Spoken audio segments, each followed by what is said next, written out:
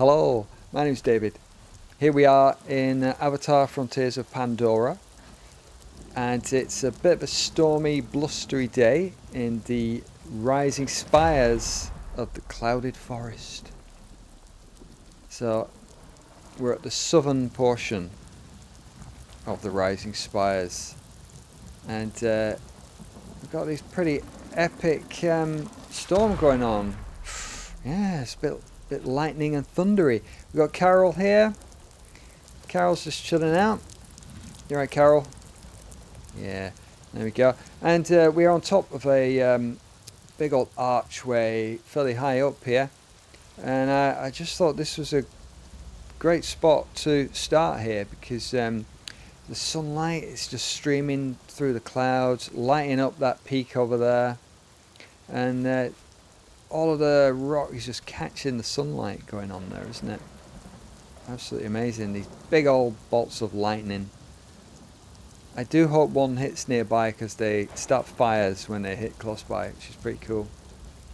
But I was kind of hoping for a sunny day, to be honest, to really show off the colours. But well, it'll be what it'll be, won't it? And but yeah, just check that out. I mean, I'm getting serious sort of Hudson River Valley School of Art vibes times 100 going on here. It's just those massive, dramatic, rocky mountainsides with the sun streaming in, isn't it? It's very much of that sort of art style. Really impressive, really impressive. But I think we'll just get on Carol and zoom on down to the Gentle Islands, as they're called. So where we go, Carol? Let's just have a little float over here. And as I say, this is the southernmost portion of the DLC map, Rising Spires.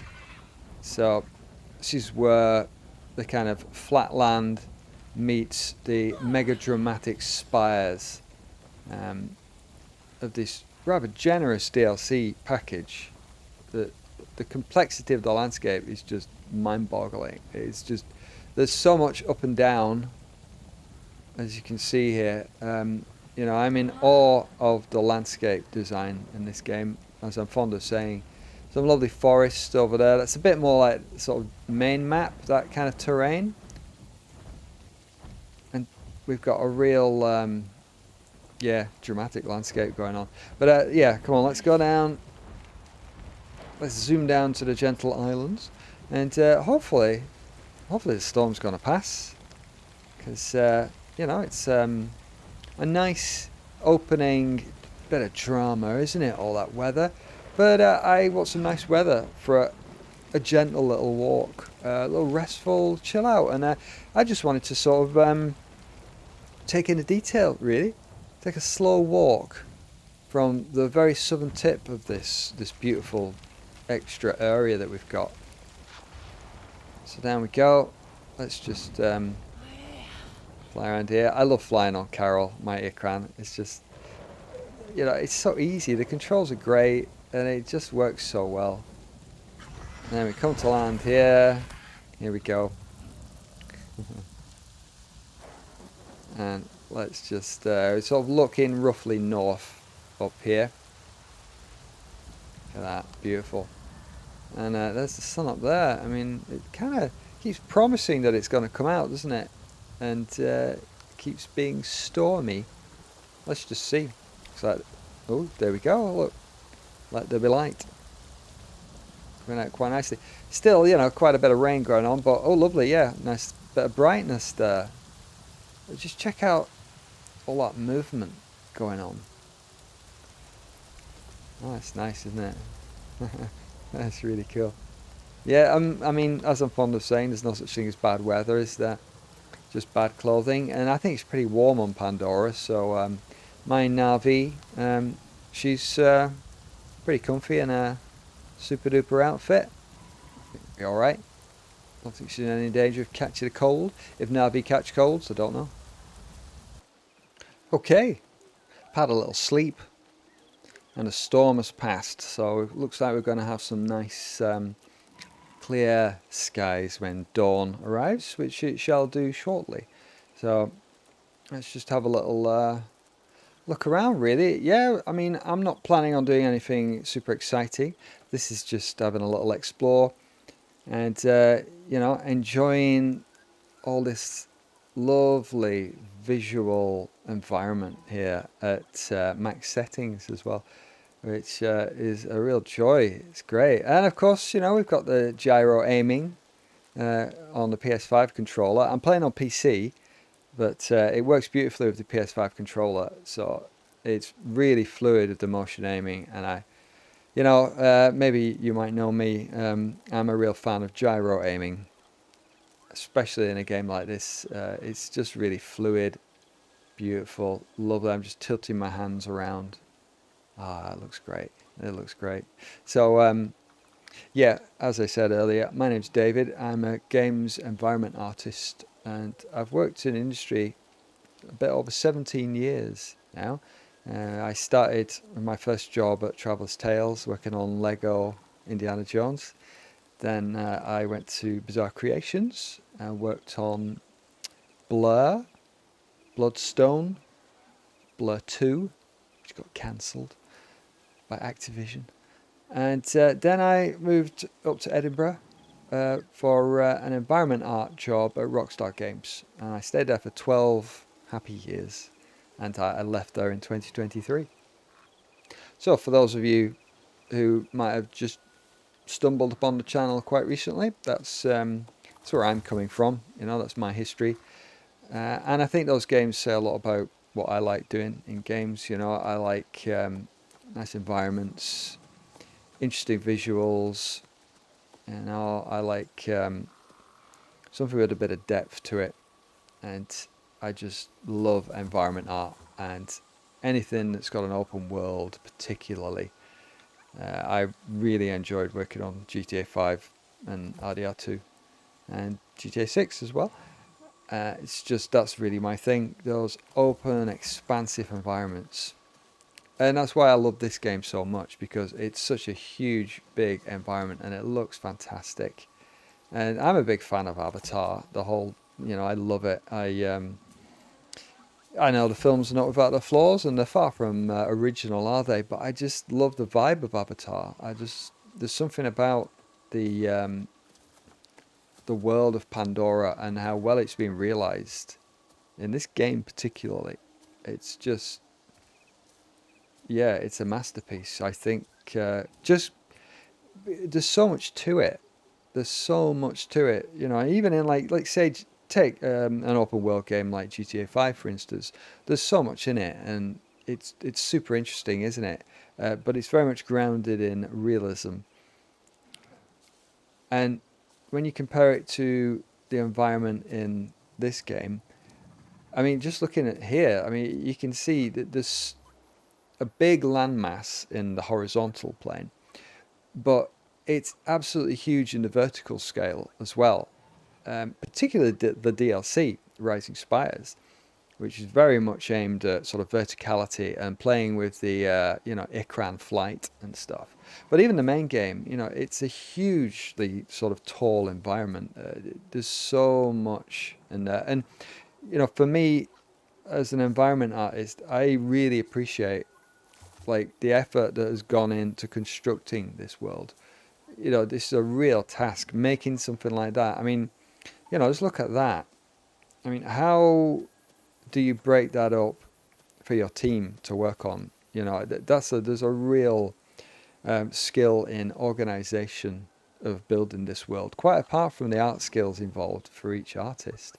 So I just love everything that's gone into this game. You know, it's a real, I think it's a masterclass in environmental design, organization, art, and all of that with gameplay too. You know, the way you navigate this world is so fluid and beautiful. I mean, just, you know, it's just the little things like, say, getting up onto this boulder. I'm not jumping. You know, you just sort of walk up it. There's a certain sort of threshold of height where you would just go straight over. But if you want to do a jump, you can just do a little jump, climb up. it's sensitive to how long you hold the button in of jump. So you hold it in more and you do a bigger jump. And just the animation, you know, that you see that you jump up there, you'll see your hand come out, you know, to steady yourself. And it just all works really well to make a very fluidly controlled game.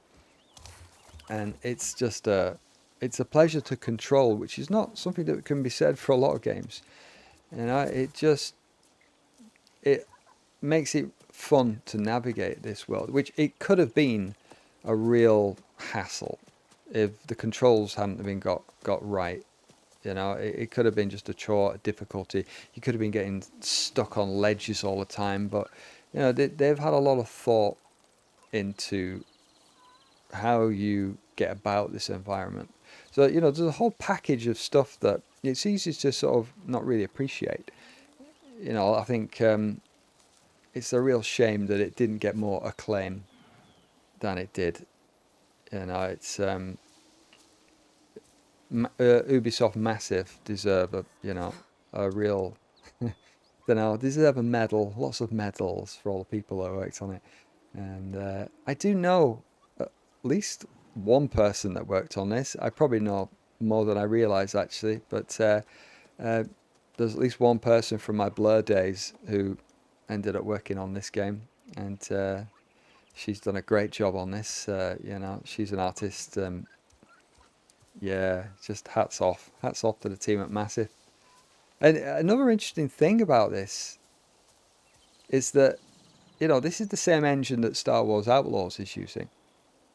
Uh, you know, I mean, how different could two games be? You know, this is like truly massively open world. Star Wars Outlaws has got several open worlds, much more contained. But they've got more, you know, they've got fairly diverse environments. But I would say that there's more diversity in the environments in this game than there is in Star Wars Outlaws. But more than that, just the sheer quality of the environment, of the assets, and the thought that's gone in, the variety, the flora and fauna, the geology, is just it. I mean, I hesitate to say it puts Star Wars Outlaws to shame because that's a very good game and I like it. But it you know Star Wars pales into insignificance almost for me when I compare the two, because I mean just look at that. I mean, my God. I mean, just look at the environment. I mean, it's just stunning. Oh, some little fishing spot there. I could catch some fish if I wanted to over there. Bloop, bloop. And yeah, I mean, it's a point of confusion to me. I think that, you know, it's the same company using the same technology, the same game engine between those two games, and this is by far the winner for me. You know, the quality level is just way up there. As I said in a previous video, actually, this is stunning, whereas Star Wars Outlaws is merely very good. You know, merely very good, but yeah, it's a really interesting comparison. And I think, I mean, it's obviously not a tech thing. It's a game design and scope thing. Star Wars Outlaws, their priority has clearly been, you know, we've got to get this Star Wars vibe nailed as much as we can. That's the, you know, that's the number one priority, is that this is Star Wars game and it's got to feel like Star Wars. And everything has been in service of that, it feels to me. Whereas in Avatar, everything has been in service of how can we make Pandora and make it look as great as possible and have all of that colour and interest and sort of diverse environment and flora and fauna. And that has been the focus. So in a way, for me, I think Avatar, the focus has been on the environment and the environment art.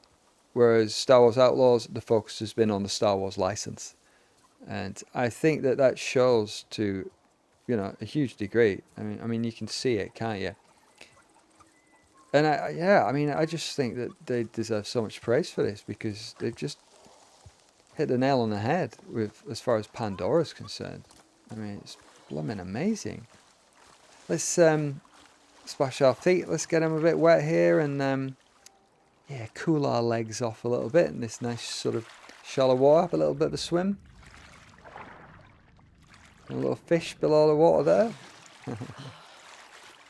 And there's so many different creatures and plants, and you know, you can find information about them all as well. If we put our little scanner vision on, there we go. Let's check. Wrong button. Wrong button again, eh? Right. Let's you know, let's have a look at this. The moon scarab. Let's check out the old moon scarab there. Look at that crazy creature. And you know, you've got all of this. All of this. Even the Navi name, whatever that is, Xemi-ang, presumably. Taxonomy. Magna Coleoptera, great beetle. And pretty much, well, nearly everything has got, you know, at least a decent few paragraphs on all the information about all these creatures. And don't want any weapons. You know, plants there. Dafflepay health items, basically. But again, you know, you can read all about it. So someone has been collating all the information about Pandora's ecosystems. And, you know, it's all been going in. And they've paid attention to all that and added it into the game. And I love all that. I love all that. More over and above the gameplay. I mean, you're just stopping the RDA, basically, aren't you? It's returning the land to health by destroying RDA outposts and stuff.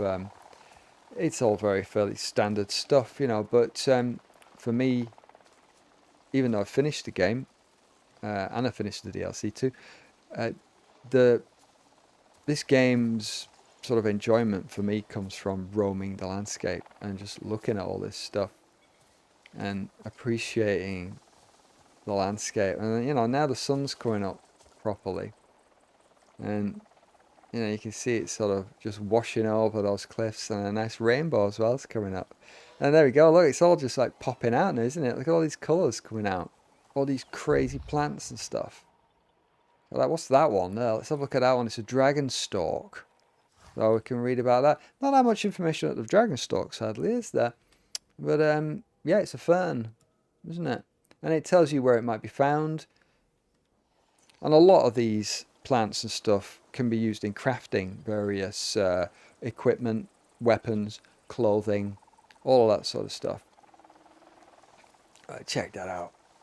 Check that out. Check how the sun is catching all these shapes here.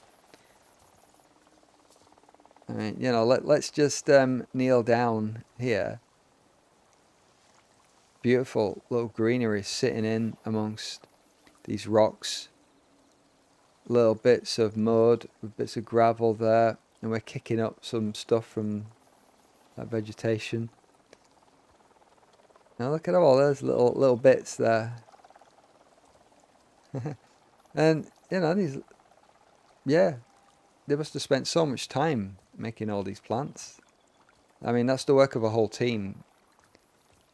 They must have dedicated at least a whole team to vegetation in this game, you know, more than most games. But I just love how it's so chunky, and you know, there's hardly any smooth surface to be found in this game. It's all super organic looking, and I mean, just I can just spend, and I have done. I mean, I've got about 200 hours in this game, and most of that is me doing this. It's just fantastic. I absolutely love it. Just check out the pines there. And the sound is lovely as well. You've got all these lovely little incidental noises, lapping of the water, buzzing of insects. And now you hear the music just sort of comes in. And they've got some pretty good tech with regards to audio, I think, that whenever you kind of stop to admire the view, it just starts piping in that kind of chilled out Avatar music. And when you get going again, it sort of fades off discreetly. But if you stop again, it'll just come back in. Oh, we've got some RDA hovering over there, disturbing the peace, aren't they? Disturbers of the peace. But I'm kind of looking at going through that kind of valley there you can see framed by those big archways. And, you know, that iconic Pandoran geology is amazing, isn't it? I love it.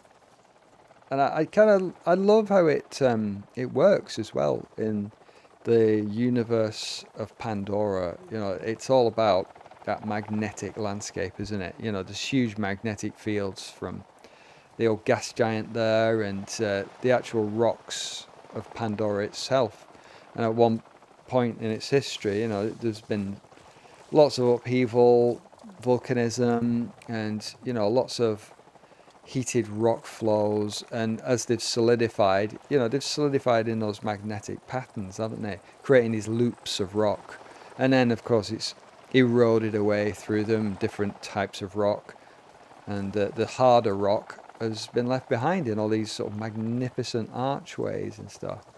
You know, I mean, if you buy into the geology of it, the magnetism and all that sort of stuff, you know, it works. It works within its own universe and its own rules of that universe, which is what a lot of stories can't seem to get right, is it? They can't stick by the rules of their own universe, and they have to come up with just hacks to fit in whatever they want to get into that story or universe. Now we've got a lot of trouble going on here, haven't they? Are they shooting at me? Yeah, they are, aren't they? See, I don't want to get embroiled in all this sort of stuff. I'm going to back off. Let's just back off there. Troublesome lot, aren't they? And I think Carol will sort of see us to safety, so... Carol? There you go, Carol. Excellent. She's going to come to our aid. Thanks, Carol. Let's go. These RDA suckers are just being troublesome, aren't they? So let's just fly over here and have a... Oh, yeah. Okay. I'm seeing where I wanted to go now. So let's... It's a bit close to the RDA, isn't it, really? Because I was looking at that vine, which looks like a really cool way of getting up into that valley. And I'm just wondering whether I can.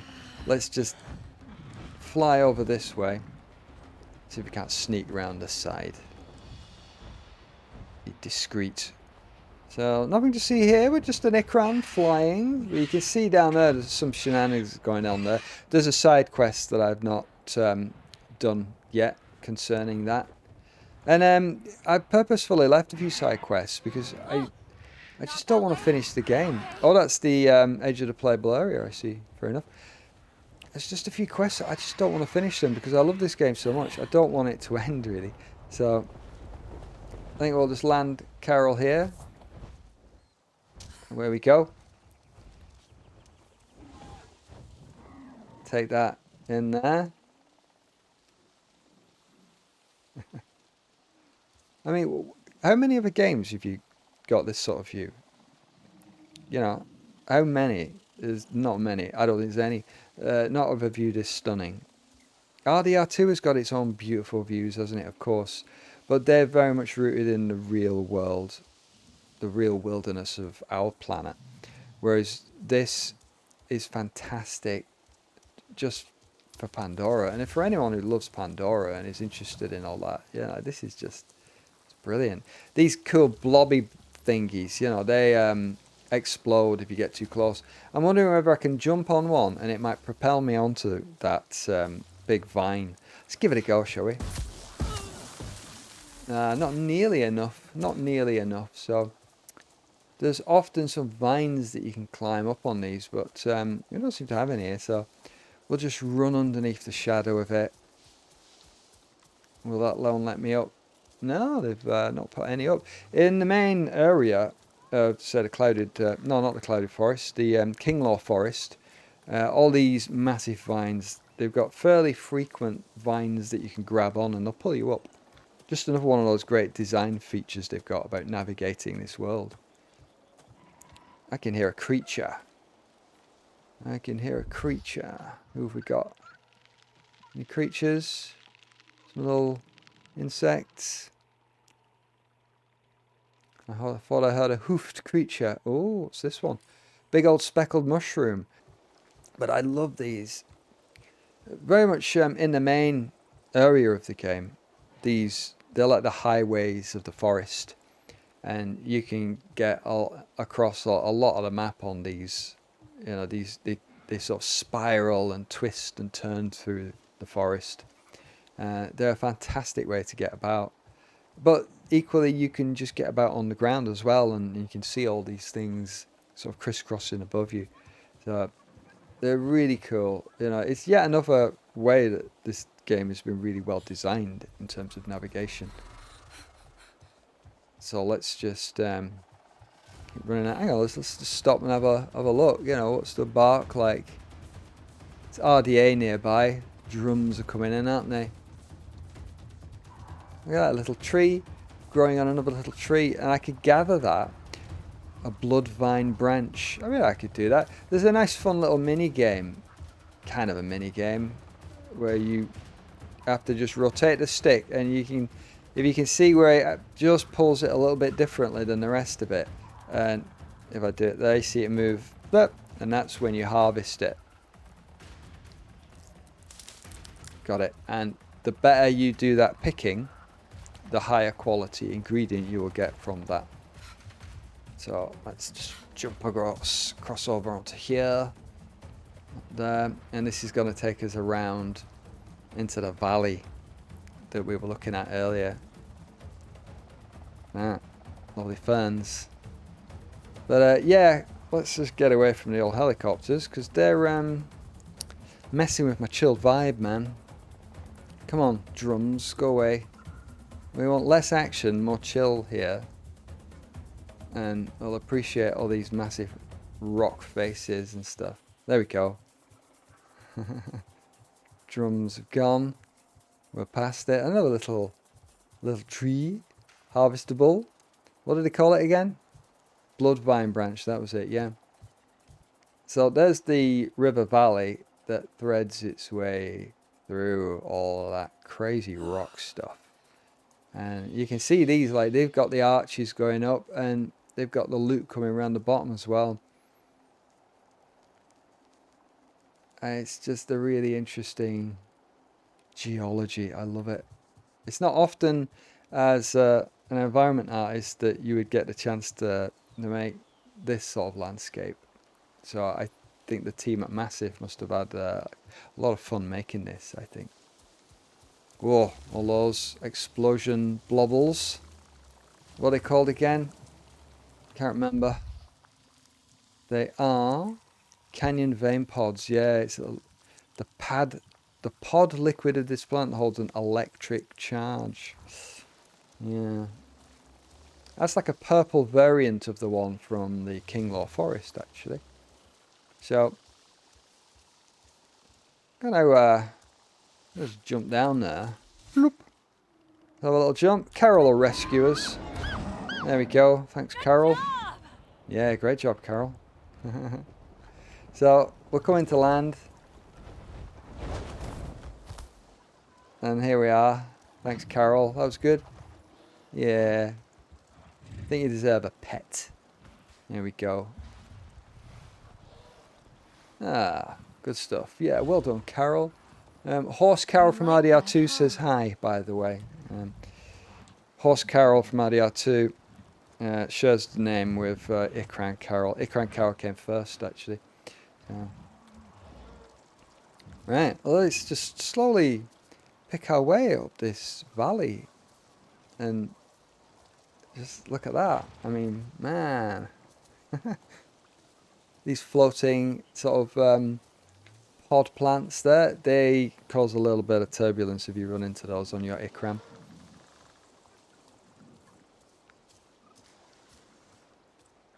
There we go.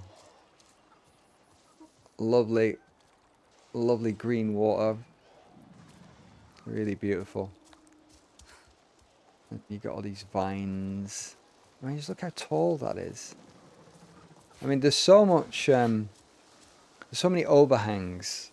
You know, in most game environments, overhangs, you know, there's not that many, you know, they're always a little bit of a hassle to deal with mapping the textures and stuff like that. You know, they don't play well with height maps and, you know, all that sort of stuff. They can be a little bit problematic and just harder to deal with than non-overhanging stuff.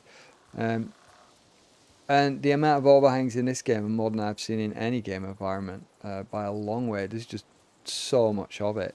And, you know, they've not shied away from doing difficult environments at all. I mean, it's just like they've just thought, yeah, bring it on, just like make it as hard as you can. And it's been dealt with so well. And of course, at any point, we can call Carol and we can fly off, and, you know, we can just sort of get a real good view of everywhere. And there's some beasties here. Yes. There you go. They're a bit troublesome. They're probably not too happy with me mooching around the spot, but they seem to be taking my presence with good grace and heading off. Yeah, that's good. That's good. I think one of my perks actually is that once you get after a certain level in the game, if you're not using a weapon, the wildlife won't attack you.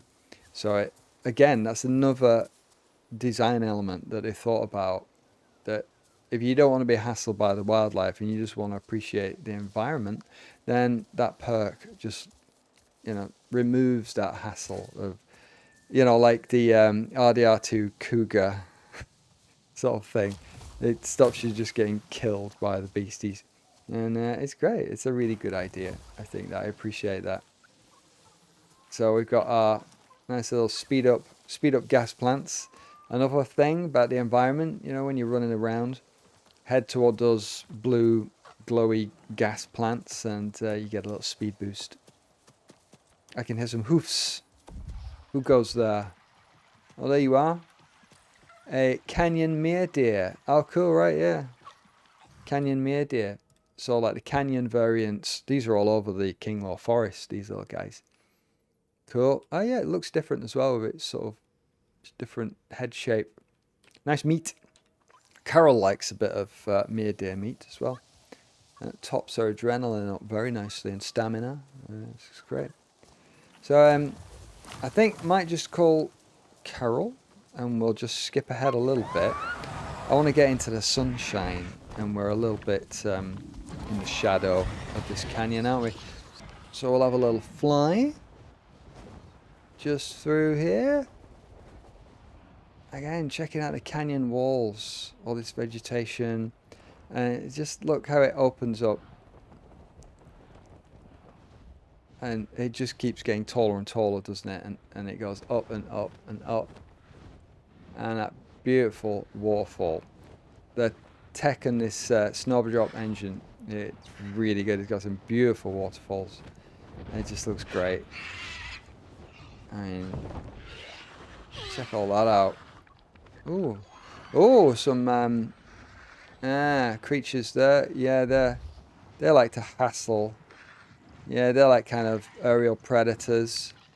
They like to try and take a bite out of Carol, those things. But we're gonna get out of the way of those things. There you go. Beasties. They live in sort of caves in cliff walls and shadowed parts of canyons and stuff. So, oh, it's RDA somewhere as well by the looks of it. Evasive action, Carol. So, maybe we'll just get a bit of height then, I suppose. Let's just aim up there. And just check out all of that. Oh man, look at all that. Oh yeah, there's the RDA helicopter down there. Yes. Yeah, hope the bats get them. There we are. Look at that. Let's just have a little slow appreciation of all of that. Oh, okay. They want a bit of hassle, do they? Okay. Okay. Alright then. You want a bit of trouble? There you go. That's how to deal with the RDA. Good, good. Be gone. Right. So hopefully we can enjoy the view in peace now. We'll just get some height and have a look at the wider view. I fancy having a little fly back in that direction, actually. This is back where we've been. I mean, maybe we could go down this way. I mean, look at that central sort of spoke of all these loops. Yeah. Really nicely done. Really nicely done. Yeah, I'd love to sort of know how they broke down this world into, you know, who's doing what. I'd really like to, you know, just have a little peek into the organizational side of making a world like this. I think it'd be fascinating. Because you can't just use your traditional way, you know, either grid up the landscape or, you know, break it up into logical chunks. Oops. I think I'm starting to think that I should do some of those side missions and get rid of these RDA bases, because they're messing with my chilled exploration here, aren't they? Yeah, I'll get around to that at some point. But yeah, we started off over there.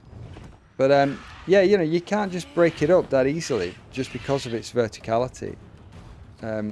You know, you could end up, say, if you broke that up into a chunk, all that flat stuff, and then you break all that into a square of land, you know, there's so much more in that vertical aspect of all that.